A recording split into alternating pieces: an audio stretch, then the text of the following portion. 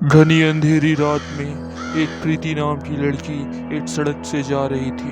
उसने शॉर्टकट लिया था पर उस रास्ते के बारे में उसे बिल्कुल नहीं पता था।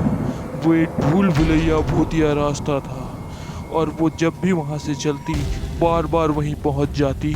वो चल चल कर इतना थक गई थी कि उसे कुछ समझ नहीं आ रहा था, इसीलिए वो भागने लगी। भागते भागते वो दूसरी जगह पहुंची, पर ऐसा 10 से 20 बार हो चुका था। ये रास्ता बार बार अपने आप को दोहरा रहा था। उसका दौड़ना भागना सब बेकार था। ये बारिश और ये भूतिया रास्ता उसे कहाँ ले जाएगा, आइए देखते हैं। ये रास्ता एक भूत का छलावा है। यहाँ से बचने का एक ही रास्ता है कि तुम मेरे घर की तरफ जाओ। वो जगह माया से सुरक्षित है और वहाँ ये भूत तुम्हारा कुछ नहीं बिगाड़ पाएगा। लड़की, तुम मेरी बात समझ? बाबा, मुझे बचा लीजिए बाबा। इस रास्ते में मेरी जान चली जाएगी। मैं अब नहीं बच पाऊंगी। आप कुछ कर सकते हैं ना? इन छलावों को ख़त्म कर दीजिए बाबा। मैं सारी ज़िंदगी आपकी गुलामी करूंगी। प्लीज़ प्लीज़ मुझे बचा लीजिए। मैं उस लड़की को लग रहा था कि ये अब जल्द ही ख़त्म हो जाएगा, ये रास्ता, ये भूत और ये सब कुछ। पर ये तो एक शुरुआत थी अंत की, मौत की और उस भूतिया कहानियों की जो उसके साथ घटनाएं होने वाली थी। और फिर जब प्रीति वहां पहुंचती है तो देखती है कि बाबा वही है। उसे धीरे धीरे सारा खेल समझ में आने लगा था कि ये सब इस बाबा का किया धरा है। फिर भी वो चुपचाप आगे बढ़ रही थी। उसे वहाँ डर तो लगा, पर उसने अपने डर पर काबू किया और सोची कि बाबा से पूछूंगी कि ये सब क्या है। और तभी बाबा उसे बोला, बलि चाहिए। अपनी जान बचाने के लिए अपने दोस्तों की बलि दे। तो समझ गई है ना सब? तो अब बलि लाके दे, वरना खून का कतरा कतरा बहा दूंगा। महान ओझा हूँ मैं, कोई ऐसा वैसा नहीं। समझी ना लड़की, तू मेरी बात। इसका मतलब वो रास्ता और वो सारे भूत आप ही के थे। आप ही ने उन्हें छोड़ा था। मैं समझ गई हूँ। मुझे बख्श दीजिए। मैं तो एक मासूम सी लड़की हूँ। मैंने किसी का कभी कुछ नहीं बिगाड़ा। प्लीज़ मुझे बख्श दीजिए बाबा। प्लीज़ मुझे बख्श दीजिए। मैं अपने सारे दोस्तों से बहुत प्यार करती हूँ। आप क्या कह रहे हो?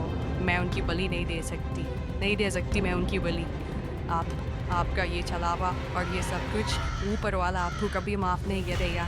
प्लीज़ मुझे छोड़ दीजिए या मैं दीजिए। मैं अपने दोस्तों की बलि कभी नहीं दूंगी। हर एक दिन एक बलि। ऐसे करते करते तो मेरे सारे दोस्त ही मर जाएंगे। बाबा की बात सुन के लड़की डर गई थी। उसने सोचा अपनी जान देने से अच्छा अपने दोस्तों की ही बलि चढ़ा दूं। और बाबा इन चालों में उस लड़की को पूरी तरीके से फंसा चुका था और बाबा इस बात से खुश भी था। और लड़की शिकार ढूंढने के लिए चल पड़ी और वहाँ बाबा मंद मंद मुस्कुरा रहा था। देखते हैं आगे क्या होगा। तभी प्रीति ने अपने सबसे अच्छे दोस्त गौरव को मिलने के लिए बुलाया और उसका पहला शिकार भी वही था। उसने बोला, सुनो, आज मेरे घर में पार्टी है। क्या तुम शाम में आना पसंद करोगी? मैं शाम में खुद तुम्हें लेने आऊँगी। प्लीज़ तुम आ जाना ना, मैं तुमसे रिक्वेस्ट करती हूँ। तुम मेरे दोस्त हो। हाँ बिल्कुल, मैं तुम्हारा दोस्त हूँ और इसमें रिक्वेस्ट करने वाली कौन सी बात है। मैं तुम्हारे साथ पार्टी में जरूर आऊँगा। पार्टियों के लिए तो मेरा दिल मचलते ही रहता है। गौरव एक बेवकूफ़ लड़का था। उसने इस बारे में बिल्कुल नहीं सोचा कि किस चीज़ की पार्टी है और किस लिए पार्टी है। चुपचाप उसकी बात मान लिया और चुपचाप अपनी मौत की तरफ कदम बढ़ाना चालू कर दिया। प्रीति उसे उस बाबा के घर ले जा रही थी जहां उसकी बलि दी जाएगी।